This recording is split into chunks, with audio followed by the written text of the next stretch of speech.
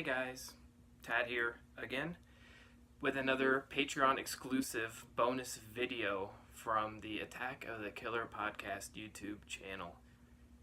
And I have some new stuff. I didn't plan on getting it, but well, before I get into it, I just want to say once again, thank you for subscribing to our Patreon channel. Thank you for supporting the podcast. Thanks for watching these. I know we only get a few views, but I'm hopeful that in the future we'll get some more subscribers and more of you will be going back and watching these. But even if 2 subscribers watch this, it makes it worthwhile. So yeah, I got some new stuff, and I've never really done an unboxing video, but I have some new stuff that I have not taken out of the package yet, and I plan on doing that. So I figured why not record the process, and you can sort of see. I guess people like unboxing videos for some reason. I don't necessarily get the appeal, but hopefully someone out there likes these because I'm going to do them anyways. I did get a new little tripod for my phone. I had one before and I lost it, so I've sort of been winging it, but I'm glad to have one back. And I want to apologize in advance if my dog somehow makes his way into the shots, because he's usually sort of kicked out of the room, but he's hanging out tonight and I don't want to kick him out of the room. Anyways, you might have heard that NECA is now being carried in Target stores. Now, we've never really had much of a collector-friendly store here in Burlington, Iowa. We can go to Iowa City, Des Moines, all those places and find them at retail places, but we never had a Toys R Us here. We never had any place to really get NECA toys, so now that Target's carrying them, I was very excited because I've had a bunch of Target gift cards sitting around waiting for just the right thing, and I would say horror toys are probably my thing, if you can take a guess. Anyways, I went out there right when they stocked their shelves, and I went a little crazy and bought 2 new action figures, and then I decided, hey, we should do a video. So first things first, got the Nightmare on Elm Street Part 2 Freddy, which is, if you're not familiar with NECA's, these are the ultimate figures. They started putting them in these really cool display boxes. They come with more accessories, not the clamshell like a lot of the old NECA stuff, like the Predators and all that stuff. So they come in a really collector-friendly box with the original poster art right there. Open it up, has a really cool shot of Freddy, and then of course the figures in a window display. Now, I am a big fan of opening my toys, so I will do that in this video. So bear with me, I've never done a unboxing video, so you might have to sit while I try to cut through tape or pick at tape on the box. But yeah, I guess I'll show the back of the box too. It talks a little bit about the movie. Sort of has a cool picture of the figure, you know, the spines. I've seen people collect these and don't open them, and they put them on their shelf. Has the credits down there. They put them on their shelf as if they are like DVDs, like with the spines out, and I don't get it because I've always been I guess I've always been an opener, but I feel like I'm an opener because these are action figures. They're not movies, and you wouldn't leave your movie on the shelf unopened. There's a reason you bought it, to watch it. To me, you buy an action figure, it's a 3D sculpt that someone put together. It's not a poster. If you wanted to see Freddy in 2 dimensions, why don't you just buy the poster? You know, it's weird to me that people don't open their action figures. I understand, like, if it's an exclusive or rare, hard to find, and I know you're looking at the pops behind me in their package. The only reason they're in their package is because they're easy to stack when they're in the package.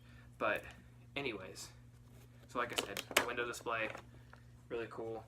I'm going to adjust the camera, pan it down a little bit so you can sort of see the process of opening, because you've seen my face plenty enough. And pardon my man boobs. I had to put on pants for this video, so consider yourself lucky. What is nice about these, if you are someone who keeps all of your toys in the box, is that it's friendly, that you can you can pull the stuff out and put it back, which is very nice. As you see, it's all sort of separate, has a backdrop. That's sort of cool. I'm going to be as careful as possible to not completely destroy the package. I used to, when I had to get the clamshells, I just ripped those bad boys open, and I'm not going to resell this stuff. I love horror stuff. So, as you can see,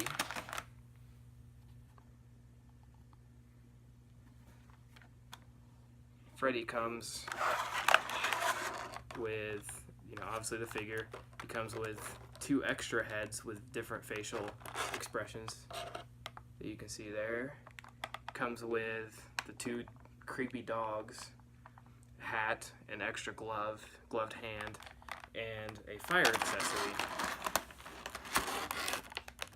So let's get through some of these twist ties. More entertaining video content here. I guess I need some background music or something, but I don't have the patience to learn, so you're just gonna have to sit and bear with me as I untwist these and get to Freddy. But I already have the part 1 Freddy. That's the Ultimate Freddy. I got him when it was originally released. They've since re-released him, I think, with like an extra head or something. I don't care. I'll probably lose some fans when I say this, but Freddy's my least favorite of the iconic slashers by far. I put Jason. Michael's number 1. Jason's probably number 2. Leatherface, and then somewhere towards the bottom, probably after maybe after Leatherface, maybe after a few others, I put Freddy. And I think it's just because the sequels got so ridiculous, and it's not my favorite. But yeah, he should be. Oh, he's free, and he even has the pose like, I'm free. I don't know if you can really, oh yeah, you can see some of that detail. He's gorgeous. And they sort of pose him in the box, an iconic scene in part 2 where he's at the pool party, jumps out of the water. And what's really cool is that they made that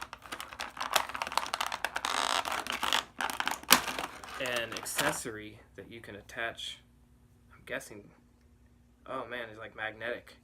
So you can actually attach the flames right to him. Now I'm going to adjust this again so you can sort of see, get a good look. But it'll take a little bit of adjusting because they always make one leg longer, and he's got tight joints, so he sort of leans. But you know what I'm getting at. You can watch me struggle with posing an action figure for a half hour, or I can just sort of show you this way. But I actually love this if I can figure out where the hell I'm going to put something so tall, because I don't have a dedicated Freddy shelf like I do. I have a whole dedicated Friday the 13th, Halloween, Gremlins. I have 2 shelves for Texas Chainsaw. I have a shelf for Gremlins, but and Friday the 13th, and I Trick or Treat, but I don't have one for Freddy because he's not my favorite. But this figure, I do love part 2. I feel like part 2 is one of the most underrated. It's very weird, but it's very cool. But check out that accessory. Anyways, now we got to get into these demon dogs, whatever you'd call them. I'm like the worst fan.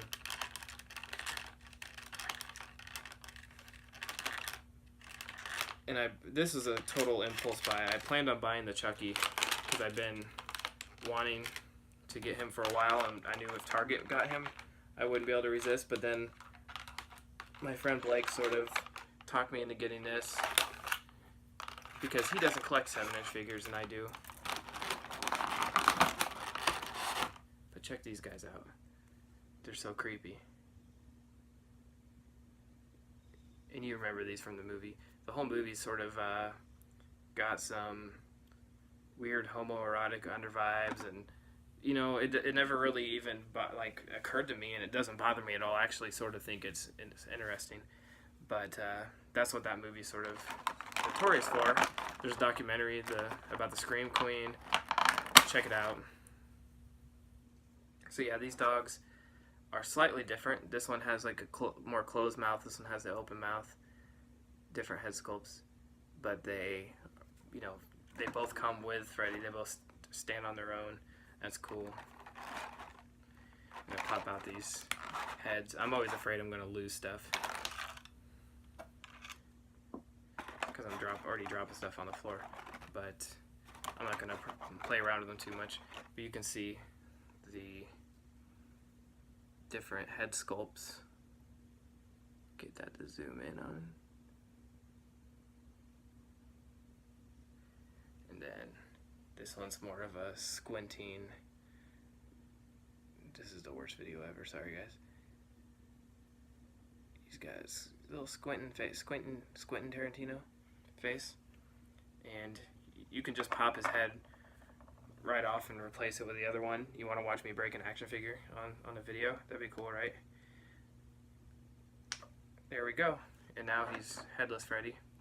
I think, oh, this one I didn't realize has the exposed brain and is painted in the gloss, which is really cool, sort of adds to the effect. And there's the normal face, and then sort of the grimacing face. I'm trying to think of which one I want to put on. I sort of like we'll put on this grimacing face just for the video. And you'll probably, these things are sort of a pain to get on, but you get the idea. It's just like a peg and fits on. Comes with his little fedora. Back when fedoras, Freddy made fedoras cool. But you get the idea. That's the NECA Ultimate Nightmare on Elm Street Part 2 Freddy Krueger action figure. That was a pretty unexciting unboxing video, I guess I should say. But yeah, I wanted to share that toy with you guys. Overall, I love it. They're priced at $27.99, and they have a coupon. Well, by the time you watch this, it will be expired, sorry.